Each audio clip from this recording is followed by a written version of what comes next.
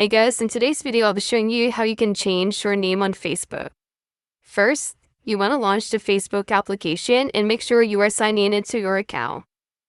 Next, click on the menu button. Depending on your device, you may find it on the top right or bottom right corner. Now from the menu, you want to scroll down and select on the settings and privacy.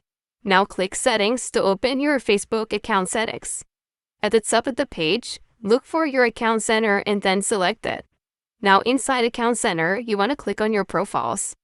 Now you will see the account or profiles connected to your account center. Select the Facebook profile where you want to update the name. Now, look for your name and open it. You will see fields where you can enter your first, middle, and last name. Enter the new name that you'd like to use and then click on Review Change. Facebook will now show you how your updated name will appear. You want to take a moment to make sure everything is spelled correctly and displayed the way you want. If everything looks good, you want to continue to the next step. Next, you want to enter your Facebook password if you are asked to confirm the change, and then click on Save. Your Facebook profile should now display your new name.